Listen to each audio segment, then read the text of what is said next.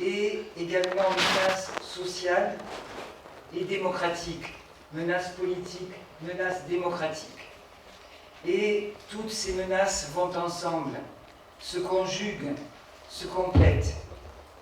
Et donc, je vais me demander si on peut toujours parler de transition, parce que la transition suppose du temps dans le climat d'urgence dans lequel nous sommes aujourd'hui. Donc c'est ça que je vais essayer de voir dans le temps qui m'est donné. Mais avant de rentrer sur la transition énergétique, je veux revenir sur la transition. Parler de transition, nous en parlons dans le mouvement altermondialiste. Nous en parlons depuis 20 ans à peu près, de la transition. Ça a été un moment très important, je crois, de changement de culture politique à un niveau global. C'est-à-dire, nous avons pris conscience que nous ne pouvions pas attendre le changement global. Nous appelions ça auparavant le grand soir. Nous ne pouvions pas attendre le changement global pour nous engager tout de suite dans des alternatives locales, des expériences concrètes qui nous permettent de nous réapproprier la politique, les territoires et nos vies. Pendant très longtemps, nous avons pensé les alternatives locales, concrètes, comme étant un peu naïves par rapport aux exigences extraordinaires du changement global, de la sortie du capitalisme, etc., de toutes ces abstractions que nous avions au-dessus de nos têtes. Et dans le mouvement de la gauche, pendant très longtemps, on a sous-estimé et méprisé souvent tout ce qui était des engagements beaucoup plus locaux et concrets. Le mouvement de la transition a été très important dans les années 2000 parce que justement, il a montré comment nous, pour obtenir le changement global, nous devions nous réapproprier les vies concrètes, pas la vie en général, les vies concrètes qui aujourd'hui sont menacées aussi bien par les questions écologiques que les questions sociales. Et ça a été un changement de culture politique. Il ne suffit pas de prendre le pouvoir, on le voit en Amérique latine. Si la société, dans son fondement, ne se mobilise pas, ne change pas les paradigmes, la simple prise du pouvoir politique dans le contexte global reproduit bien souvent exactement les mêmes paradigmes, les mêmes choses. Et donc, l'idée de transition, de valorisation de toutes ces expériences dans lesquelles nous sommes engagés avec nos corps, avec nos esprits, ça a été un changement de la culture politique. Et ça, nous devons absolument, bien entendu, le garder. Et maintenant, nous ne pensons plus les alternatives concrètes comme contradictoires avec le changement global, mais nécessaires pour un changement global. Ça, c'est le premier point.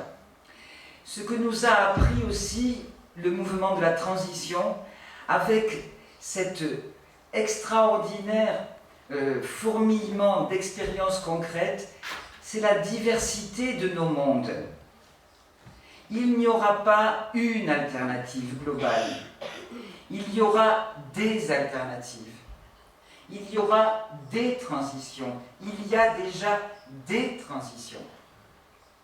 Et ça, c'est très important parce que nous avions pendant longtemps pensé un modèle abstrait d'émancipation qui restait souvent extrêmement abstrait, alors que là, nous sommes engagés dans des expériences concrètes. Et là, je pense à une phrase du sous-commandant Marcos qui écrivait « L'enjeu pour nous, c'est de construire un monde qui contienne tous les mondes particuliers.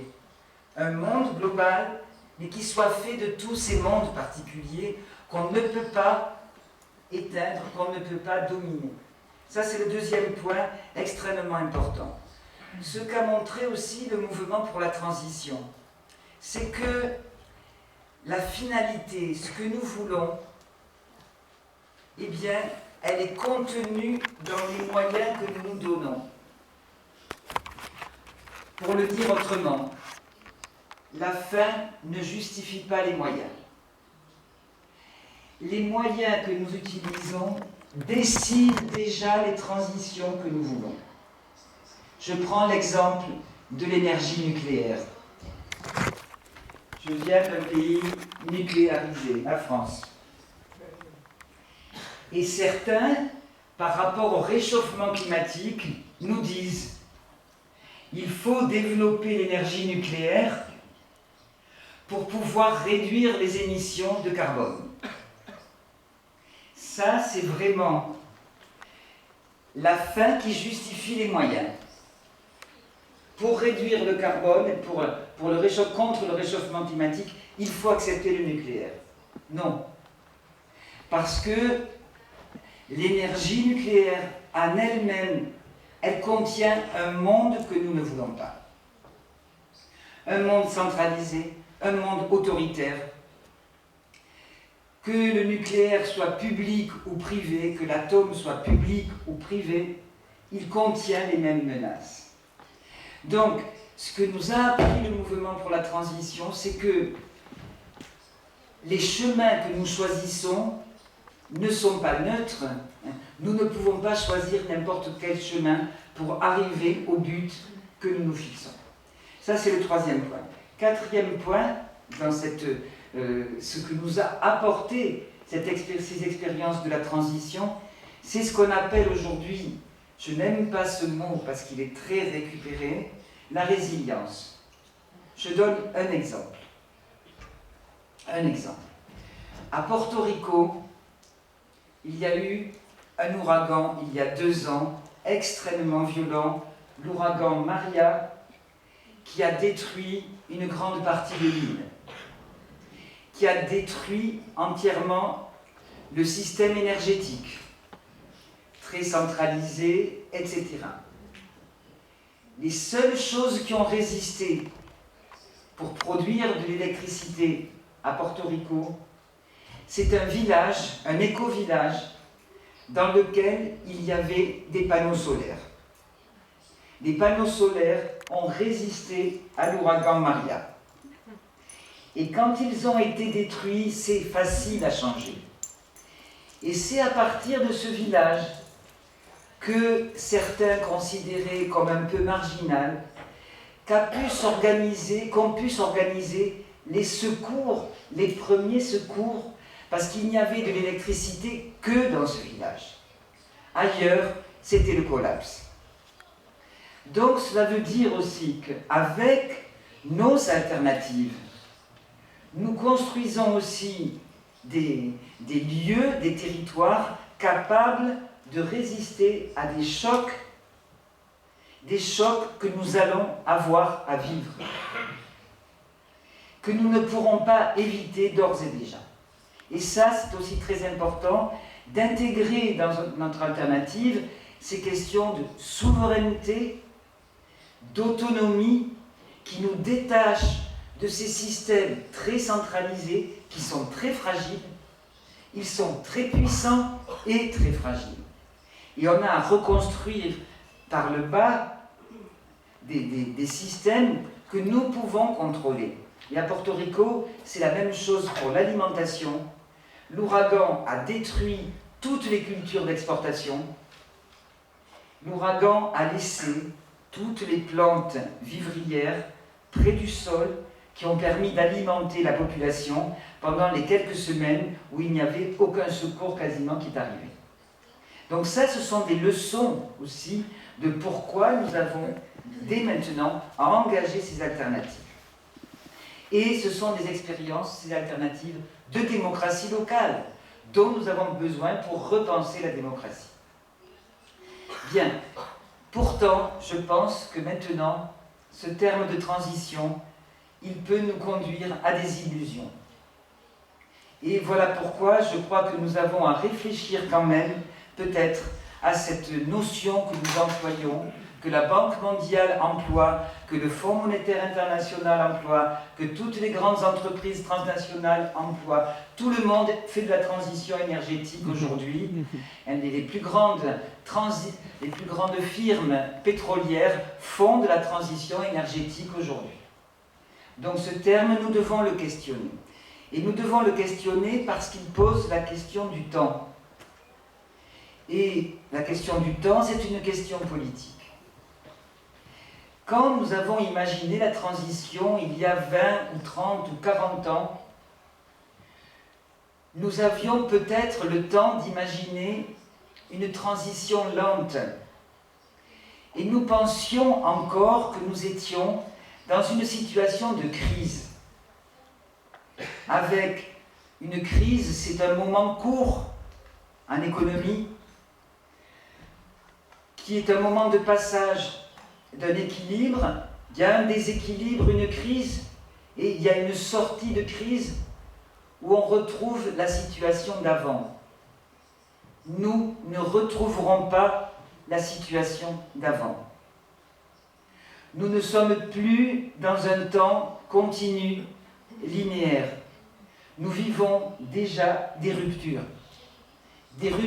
de temps. Si je prends l'exemple du climat, nous savons aujourd'hui que le réchauffement climatique, que le chaos climatique contient une part majeure d'irréversible. Il y a des choses qui sont irréversibles. Même si nous étions extrêmement vertueux, nous en sommes loin. Le réchauffement climatique est là. Donc, pour la biodiversité, c'est la même chose. Les espèces qui disparaissent, on ne peut pas les recréer, à moins de croire à tous les prophètes technologiques qui pensent qu'on va reconstruire la nature, ou bien qu'on va arriver à modifier la Terre pour l'adapter au réchauffement climatique, la géo-ingénierie, la bio-ingénierie, etc. Mais si on abandonne ces cauchemars, ces promesses qui sont des cauchemars, eh bien nous savons que nous vivons des situations qui sont irréversibles. Donc nous ne sommes plus dans un temps linéaire, dans un temps continu. Ce n'est pas une crise que nous vivons, c'est une catastrophe, au sens propre du terme. Certains disent collapse, décollapse. Il y a déjà des collapses locaux. Nous parlions hier du Venezuela, etc. Il y a déjà des choses qui collapsent localement. Donc, le temps pour nous maintenant, si on lit les rapports du GIEC, le temps pour nous s'est contracté. Nous savons que nous avons 10 ans à peu près pour agir. Nous sommes les dernières générations à pouvoir agir.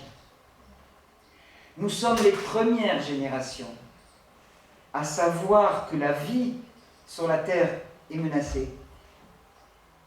Et nous sommes les dernières générations à pouvoir agir. Et donc ça modifie notre rapport au temps. Nous vivons donc des seuils, des ruptures, sans doute. Nous avons passé les seuils pour la biodiversité, pour le climat, au-delà desquels nous ne contrôlons plus ce qui se passe, et également des seuils démocratiques partout dans le monde. On a parlé de l'Amérique latine, on pourra parler de l'Europe, c'est la même chose, des menaces très fortes, des menaces politiques, des menaces démocratiques extrêmement fortes, États-Unis, etc., etc. Et donc je pense que je proposerais que plutôt que parler de transition aujourd'hui, et en particulier pour l'énergie, on parle plutôt de basculement. Nous devons réellement de rupture, si on veut plus que de transition. Même si nous devons continuer nos alternatives. Alors j'en arrive à la transition énergétique. Pour la transition énergétique, partout dans le monde, il y a de multiples expériences concrètes. Nous savons ce qui doit être fait. Nous ne sommes pas devant une équation qui n'aurait pas de solution. Justement, tous ces mouvements sociaux, ces expériences ont dessiné ce qui peut être fait, ce qui doit être fait. Ce qui manque, c'est la question politique, c'est la capacité politique. Ce n'est pas une question technique, ce n'est pas une question technologique, c'est une question politique. C'est un changement de paradigme. Il est inutile d'attendre encore de nouvelles technologies. Nous savons ce que nous devons faire. Encore une fois, c'est vraiment la question politique qui manque. Alors pourquoi la transition énergétique, aujourd'hui, ce terme, il est pollué? Il est pollué parce que la transition énergétique, elle a été pensée comme la recherche de nouvelles énergies. Et non pas une réflexion sur l'énergie, mais recherche toujours de nouvelles énergies pour faire face à l'augmentation de la consommation d'énergie. Alors c'est l'énergie solaire, c'est l'énergie, toutes les nouvelles énergies, et pour les grandes transnationales qui aujourd'hui font de la transition énergétique, elles font du fossile, du nucléaire et des énergies renouvelables. Elles font les trois. C'est-à-dire qu'elles disent que progressivement, elles vont abandonner progressivement le fossile et le remplacer par des énergies renouvelables. Or, donc il s'agit en fait d'addition de nouvelles sources d'énergie, il s'agit d'efficacité énergétique, d'efficacité technique, et il y a l'illusion, je me permets quelque chose d'un peu économique, il y a l'illusion, qui fait partie d'ailleurs de toute la pensée dominante, que grâce à la technique, aux technologies vertes, on peut continuer à faire de la croissance économique sans émission de gaz à effet de serre. Ça s'appelle le découplage. Bien. Toutes les études aujourd'hui montrent que c'est faux. Il n'y a pas de découplage. Quand la croissance économique, le PIB, augmente, les émissions de gaz à effet de serre augmentent. Il n'y a pas de découplage, c'est une illusion. Et une grande partie de la transition aujourd'hui, c'est sur l'efficacité énergétique. C'est très bien, mais ça ne sera absolument pas suffisant pour faire face à l'augmentation de la consommation d'énergie qui est le problème. Qui est le problème. Ce n'est pas le problème partout. Donc, la transition énergétique, ce n'est pas simplement une question de source d'énergie, mais c'est le modèle énergétique que nous devons révolutionner. Deuxième point, qui n'est pas traité généralement quand on parle de transition énergétique, c'est la démocratie énergétique. C'est la justice énergétique. Il n'y aura pas de transition ou de basculement sans démocratie énergétique, sans justice énergétique. Première chose, je parle depuis un pays du Nord.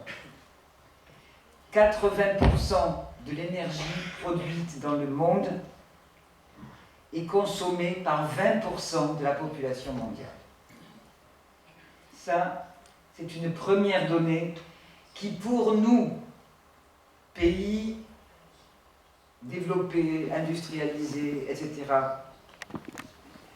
fait partie du problème. C'est-à-dire que nous avons une responsabilité particulière dans nos sociétés européennes, états-uniennes, australiennes, etc., d'organiser véritablement une descente énergétique, je vais en reparler, pour que puisse exister véritablement une justice énergétique à l'échelle du monde.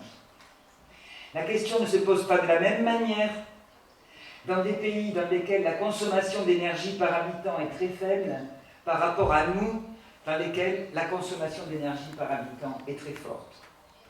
Mais même dans nos sociétés